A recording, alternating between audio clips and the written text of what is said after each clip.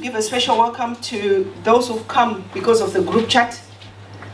I've met so many people who said they've been reading stuff on the group. It's just a point of communication because we don't really have a platform in which to share things. So thank you for those who've come because of that. So I want to thank Fungai for that presentation. I like to go to an event whereby there's a syncing together of minds. Have you ever put the God channel on and you're in channel 580? This one is talking about wealth. The next one is talking about this. The next one is talking about that. By the time you go through, but once you find 3 or 4 preachers speaking on the same topic, you know that there is something within the atmosphere that is the right thing. So I really want to thank Fungai because some of you didn't come to the first event in October 2017. She touched on those things, and I've got one slide to just pick out a few things from that, and then we're moving on. Okay? I'm sorry that this presentation is going to be a little bit technical, but you need to hear it because a lot of you are going into things and a lot of you are going into things lacking understanding of finance and figures, right? That your companies are on a treadmill, we're not going anywhere, we're making wrong decisions, but once you have an appreciation from this afternoon's presentation, you are going to feel better about either going into business or you're going to actually go on company's house if you submitted accounts and actually read with understanding what those things mean. Because a lot of you are just shoving things to accountants. They've done it. They've charged you 200 pounds. You love him to bits. But when you see what we have this afternoon, think twice about where you're spending your 200 pounds. Okay? Right, let's get started. Understanding yourself and who you are in business is very important, and that's how I'm going to introduce myself. I'm initially an accountant. That's my many years of experience. But I'm a natural teacher. My foundations in teaching started in teaching Sunday school. Taught Sunday school kids for about 10 years before I even had an idea to be a teacher or to be a trainer. So my foundations were in the church. So from teaching in the church, I'm working as an accountant. I've established my own business at university.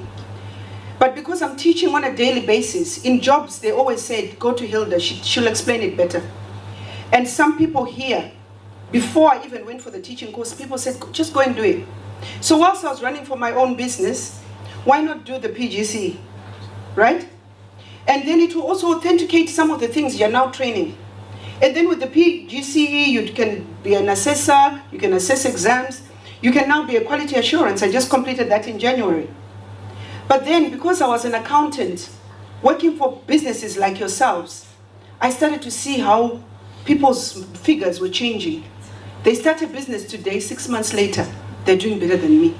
And I said, I'm in the wrong business, right? That's when I started the care. So I'm also brand new in care. I'm learning. I've found friends. I ask questions. I make my mistakes. But when you partner with people who can help you make decisions for your business, you go the extra mile. So now when I talk about care, you think I'm a nurse. No, I'm not. I'm learning. But that's part of my personal development and my challenge to say, you know what? Go into something totally different and you can do it with God. Amen. Amen. So that's me. Right. This, because of Fungai's presentation, we are not even going to go there. Right? Because I've been sending text tips through the group chat. If you haven't got my number, or maybe you're not on the group, I've put business cards. The second number is my direct contact, the second mobile number. You can text me, you can join our mailing list for these text tips, because they are touching on what we did in October, touching on some of the issues that Fungai raised, right? And we are doing like a tip of the week. So review that tip and see how it can actually be making sense in your business. We've done a publication as well. Unfortunately, the printers were closed today. I didn't realize I should have collected yesterday. But if you're interested in the publication, just text me your company name and your postcode. I'll find the address on Company's House, and then I'll mail you this quarter's publication. Because there's helpful tax tips, tax management things that can help you whether you're selling property, buying it, that can help you in making good business decisions, VAT stuff and things like that. So please give me your company name and your postcode and I'll mail it to you this coming week. Okay? The next bit.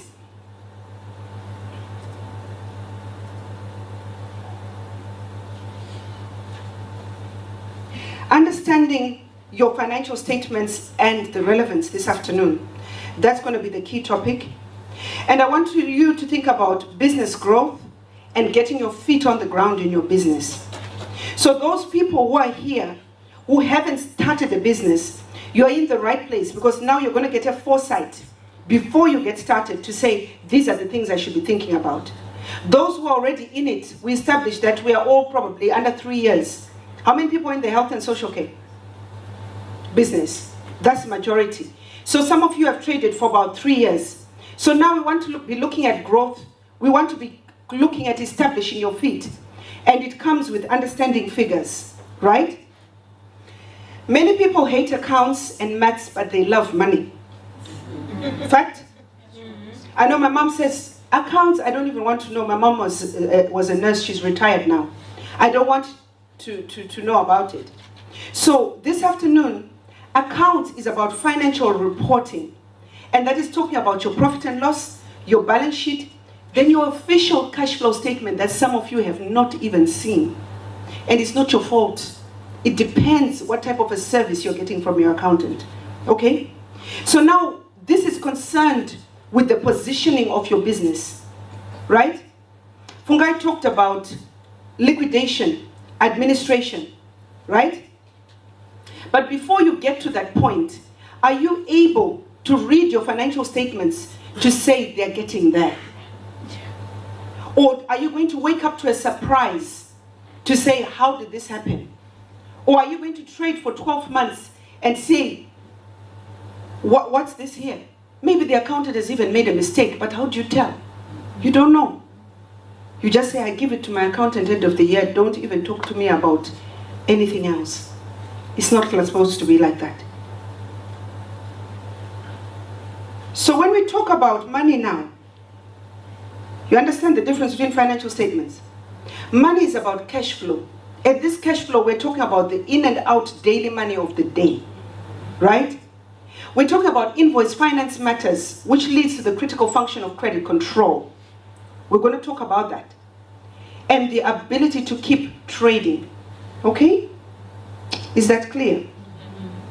So our current position now, you could be any one of those people in those situations. Right?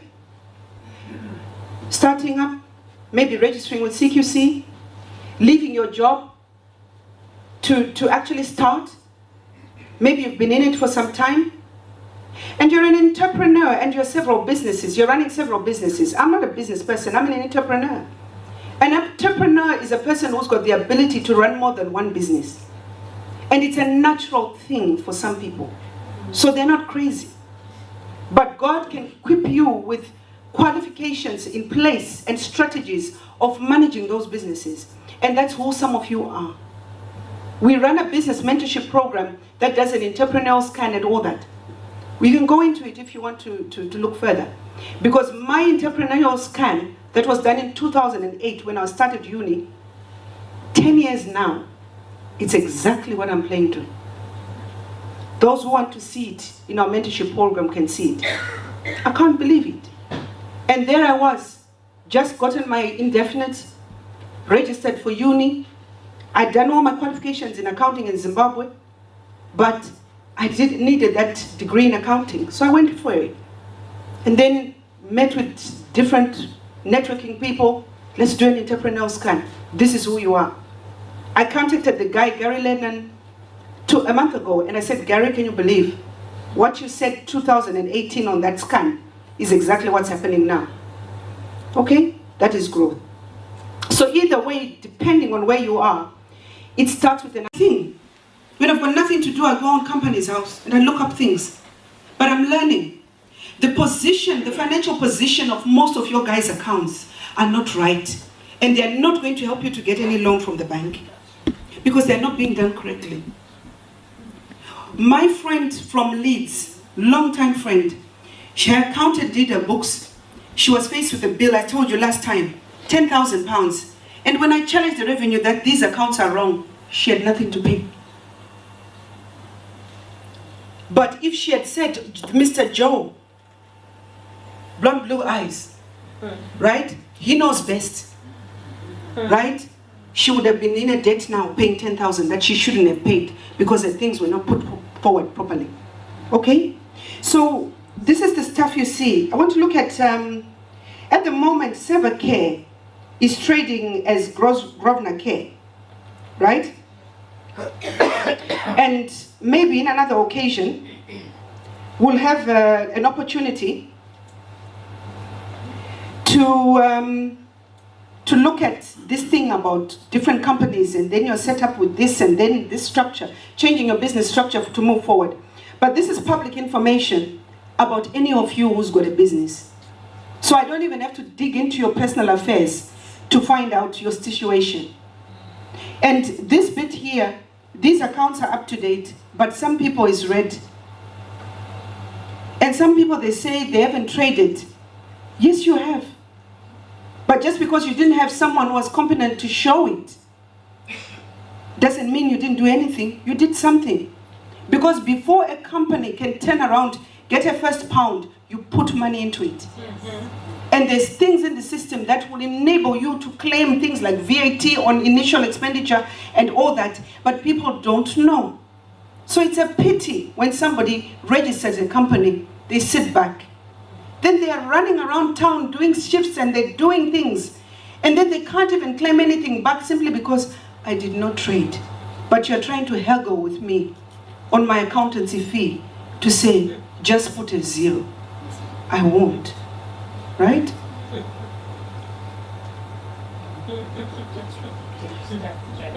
It's true. Right. Shareholding and ownership. If you look in Grosvenor, there's about 4 or 5 family members, right?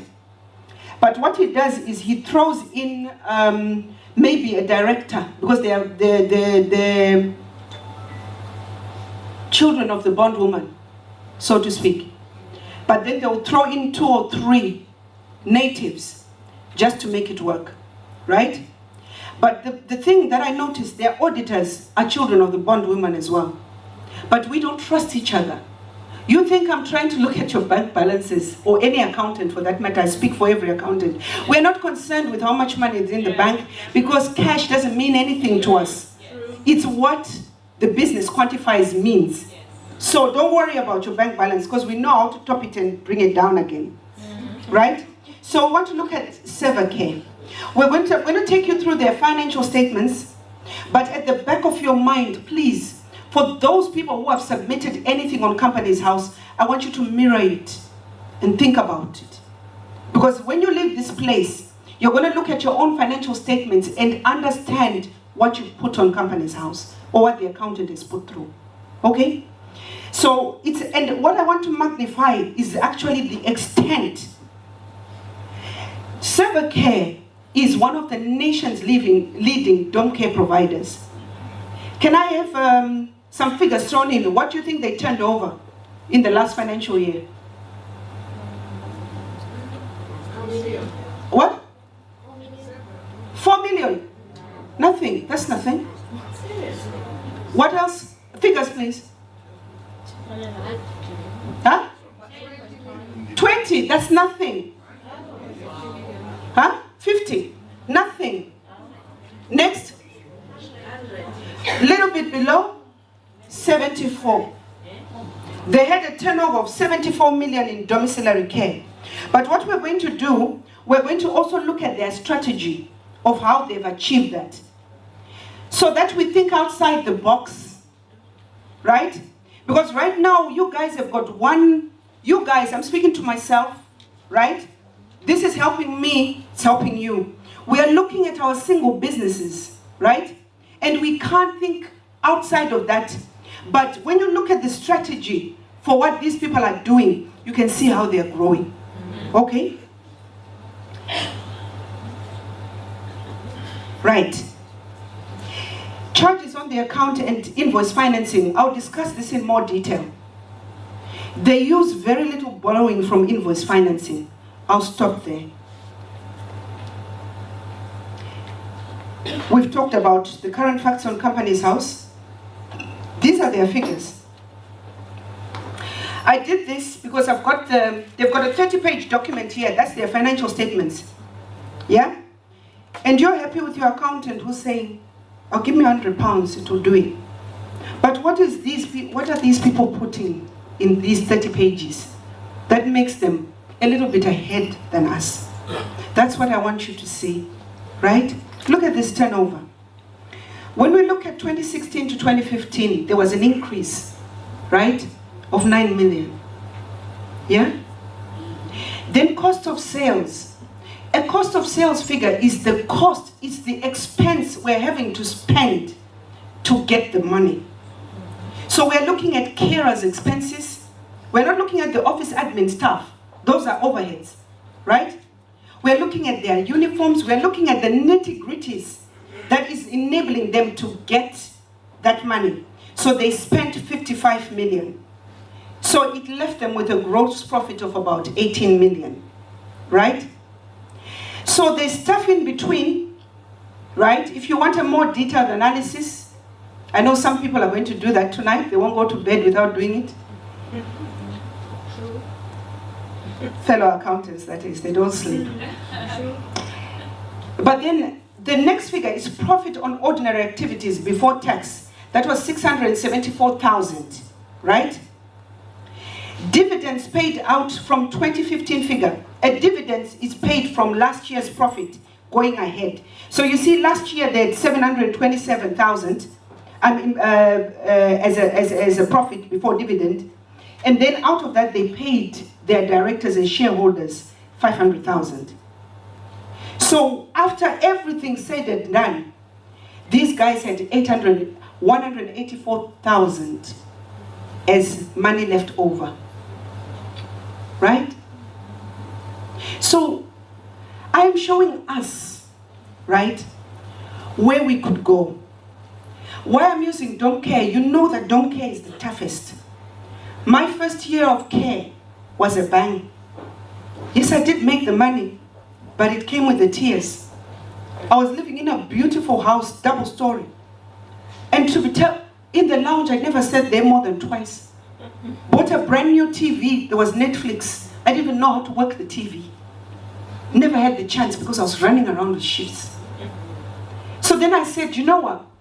I'm a hard worker, but for the effort I'm making, if I was doing another type of business, could I get more?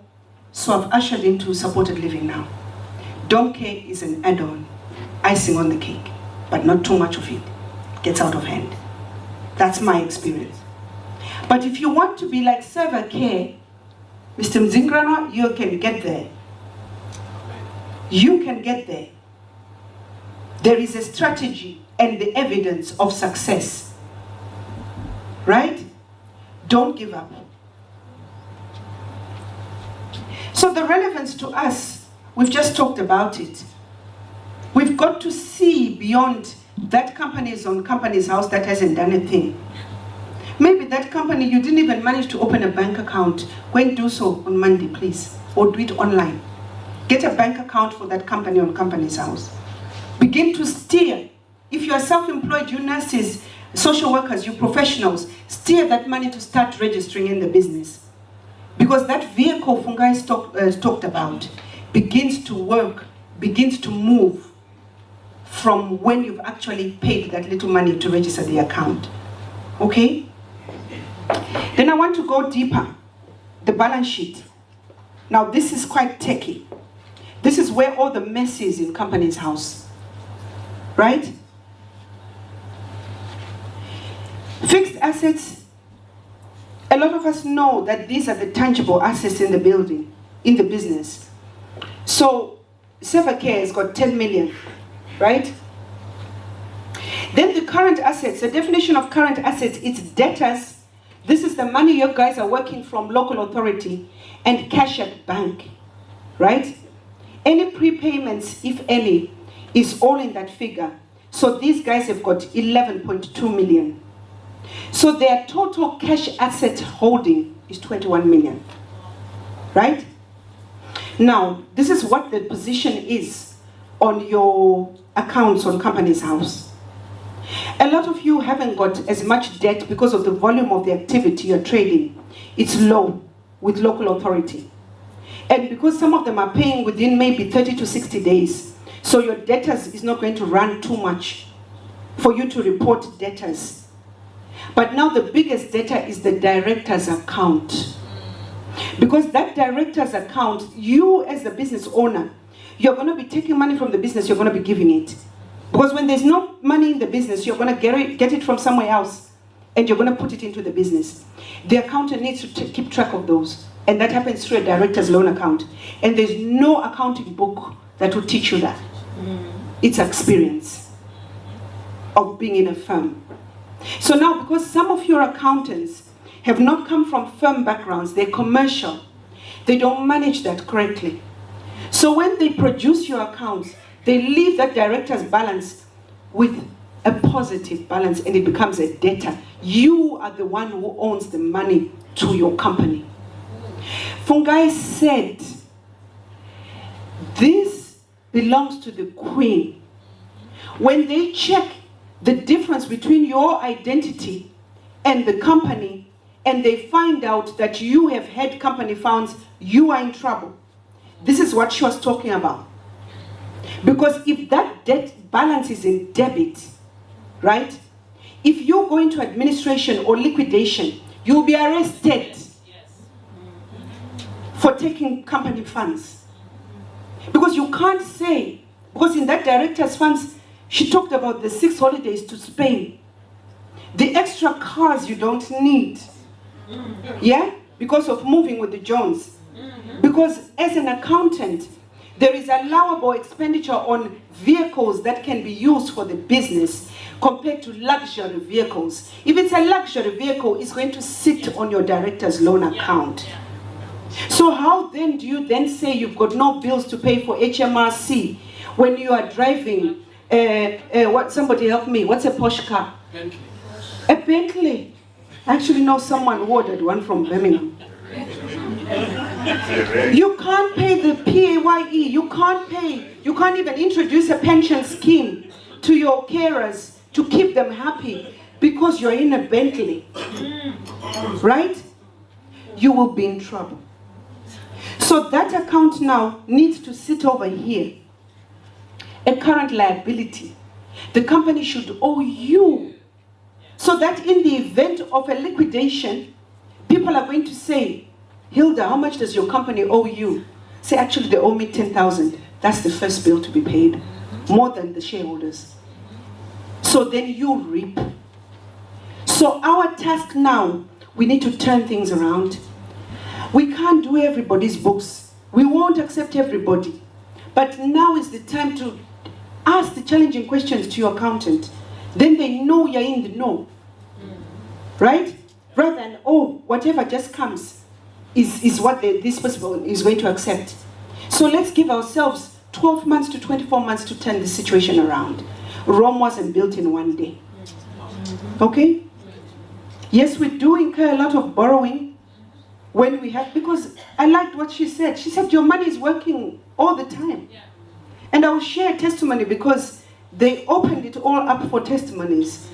But do you know that I've been doing a lot of things? And I said, yes, I've suffered a lot with dom care. I've got a 2.5-year-old baby. So I can't cope with the dom care physically, right? Then I said, God, so what am I going to do? Let me do this supported living. I haven't got a clue. Some of you on the group, you see me asking, anybody know anything about supported living? But you know what people do? They don't tell you. You are there helping them. But when it comes to you, they don't. But along came a gentleman from Milton Keynes called Itai Matambo. I don't know him. Some of you know him.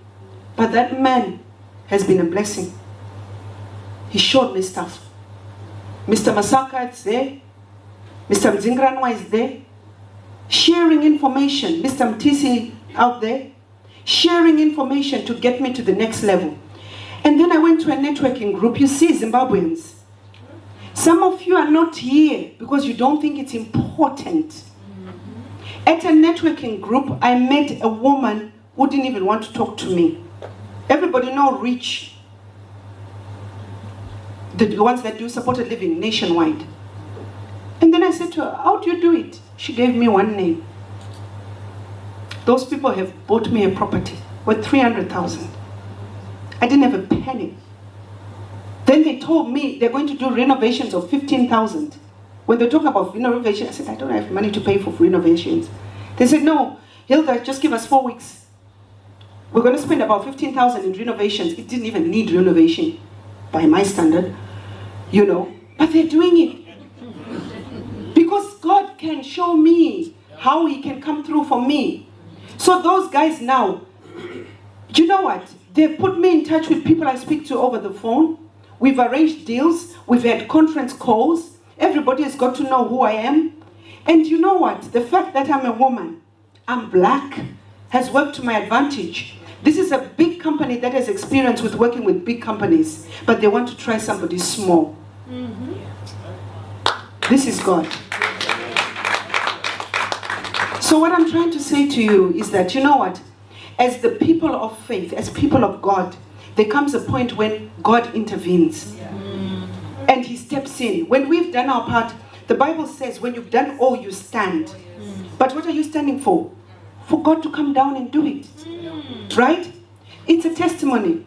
When I was asking around, I said, have you guys heard about these things? Nobody's heard about them. And now they said they've got a target for me. They want me to have 10 properties. But then I have to say, okay. Let me see how this one goes. So we are negotiating a second one. But I said, until we fill in that one, let's go easy on that one. Then I picked them. I picked the estate agents. I picked the town. Yeah? I arranged the meeting. So when I'm happy with it, I call them. Yeah. Then I call the local authority. Come and have a look before we finalize. Is this acceptable? There was a 6-bedroom we found once. Beautiful. The investors loved it. Again, property investors. There's people out there who want to do things for people. You understand that. Oh, I was absolutely in love with it. I would love to live there. Because my criteria is, would I live there with my family? Yes, I would. So these places are so posh, since I love a posh thing. Not there yet. But I would live there with my kids. In the work circles, they call me Mrs. Bouquet. You know what that means. So, there I am with a 6-bedroom property I would live in. The council people came and they loved it. Said, oh, we would love to live here. But it did not meet the criteria. There was not a single bus stop in sight. It says this community has got 10 families who've been here. They are not as inclusive. So these people for supported living are not going to feel welcome here. Don't get it. Then I went back to the investors and I said, because of the criteria we're looking to and we're working to, we can't have this. He says, okay, get another one. Right? So God can. And it's not a situation of saying that this person, give me a number, let me do this. They've got criterias. They'll look at financial statements. They'll look at who you are. They're going to Google you on LinkedIn. So I cannot just give a name. Because it will go back to me if that person is not on par. So it is to go higher. So next time, Mr. Mzingran, or maybe we have a Birmingham one.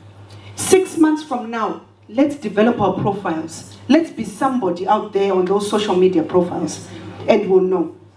Now, this bottom bit now, can you see that they've got 15 million in liabilities? So when you go to the bank is saying, how much assets versus liabilities do you have? Can you see there's more assets? So we talk in accounting about something called a liquidity ratio. Liquidity is the ability to convert assets into cash. Yeah? It's 7 as to 5. Right? So there's more assets than liability. You can get a loan here. And because they're big anyway, they'll get a loan. But then people start talking about devils. The devil is yourself. You're not sorting things out.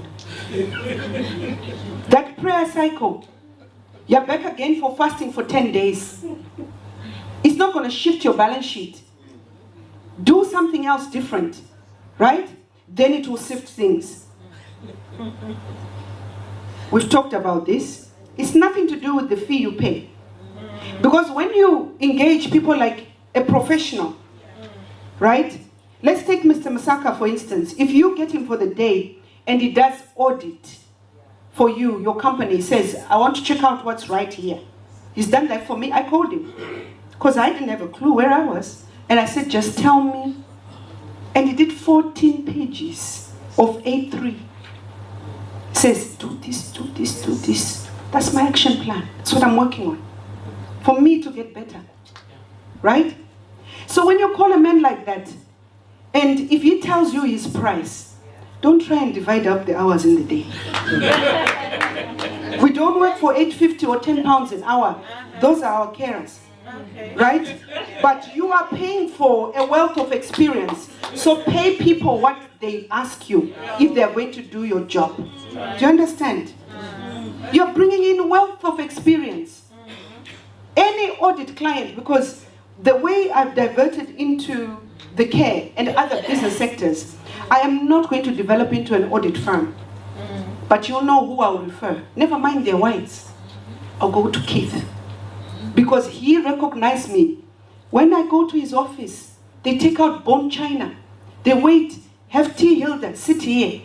And said, Hilda, you know what? For someone who came into the country only 15 years ago, and this is what you've done. Right? He respects me. So I will push the business to him because he's going to push me. Nothing to do with color. Which is why, you know, when I would react on the group to say, I want someone of my origin to do this, you got it wrong. Because the person who opens your door is not probably someone of your color. These people who bought me a house, I know the first one. I know the owner of the company. And I met with him, and he's a developer like yourself. Whether they inherited some money, I don't know, but he is a quantity surveyor by experience. And he said, you know what, cut to the chase. I don't believe in all this bureaucracy. If I like it, I like it. If I don't, I don't. So when you meet people like that, am I supposed to be looking for a Zimbabwean? Come on. You have to move away from that thought. Future developments. Where will we be this time next year, should the Lord permit?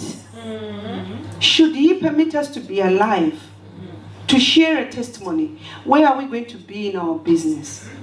Even if you have not started today, I'm challenging you. 12 months from now, you've done something. Right? If you want to specialize in dom care, that's fine.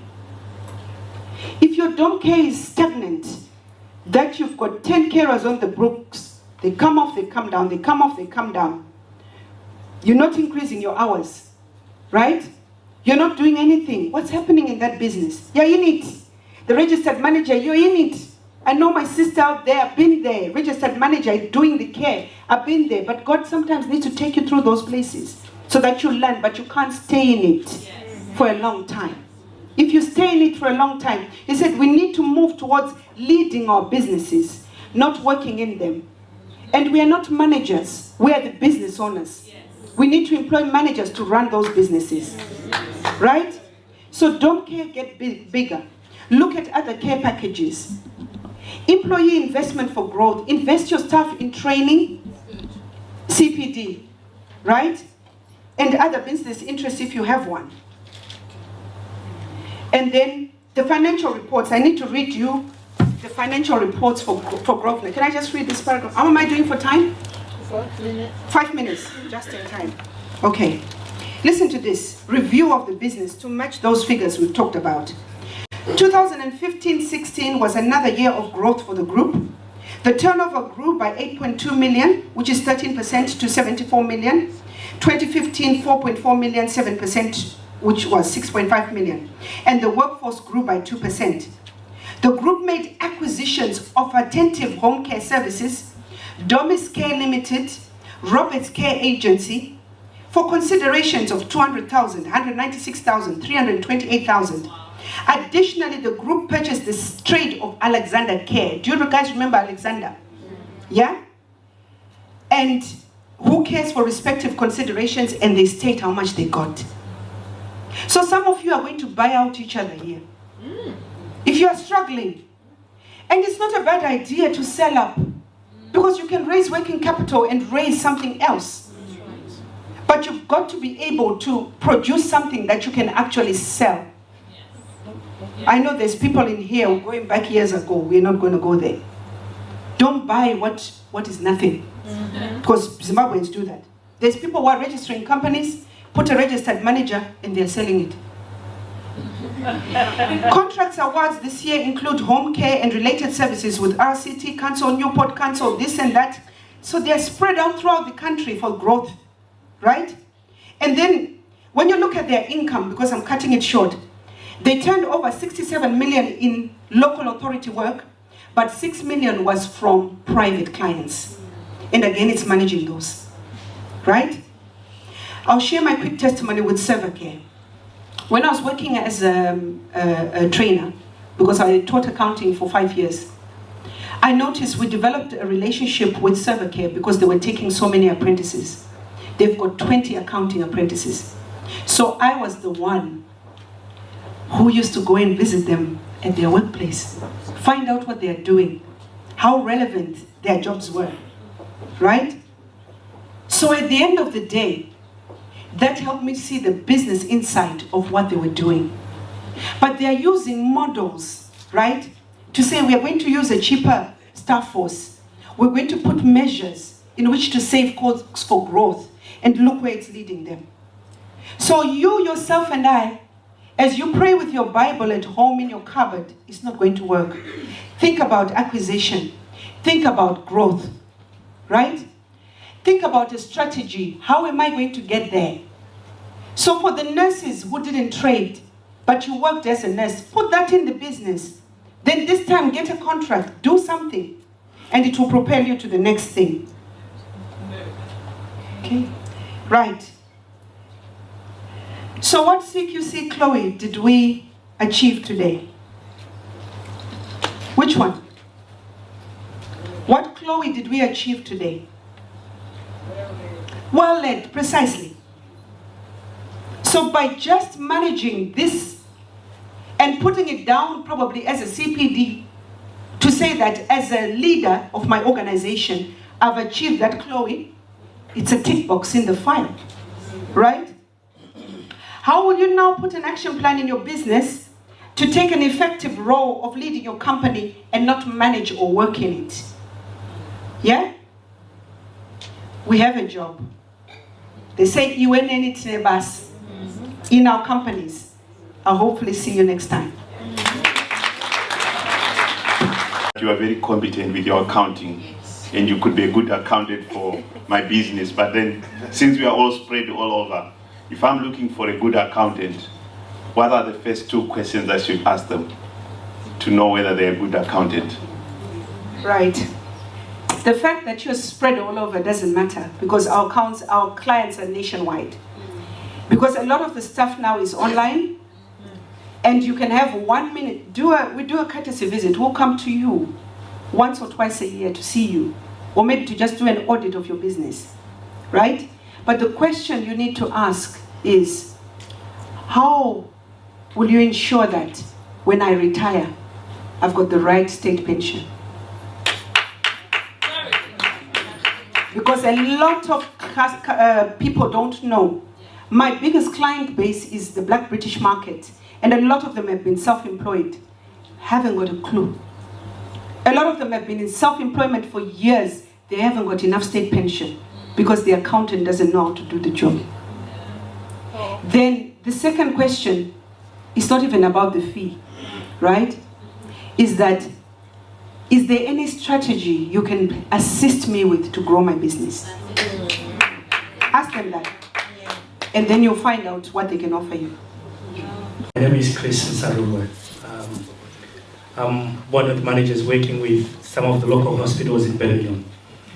My question relates to the kind of transactions that you have when you, because I mean, like you were talking with, with regards to property, it felt like me and you probably had a discussion before you actually started your presentation. The issues that we have back home with regards to payments, monies, and all the rest of it. I was just wondering whether there is a way, the current situation in Zimbabwe, where if you have invested in property in Zimbabwe and you are trying to get the resources from Zimbabwe transferred to you here in the UK, so you can try and open lines of credit and also be able to finance those credits. Is there a way that we can actually use at the moment to be able to do that? Because I think that seemed to be a big struggle at the moment in terms of actually getting those resources transferred to actually assist and help you get more and actually finance the business properties that you have got in Zimbabwe. Thank you. There's also a way that you can set up a company in Zimbabwe. And then you can set up a mirror organization in this country, then possibly go through registration with the Financial Conduct Authority. And that way, the two organizations as companies, as well as your platform, you can facilitate the movement. Because the creation of a company can facilitate you moving a lot of money. Just set up a project in the Jamaican community where they are registered with the Financial Services Authority, but linking funds from Jamaica. So there is a platform in which you could try and do that.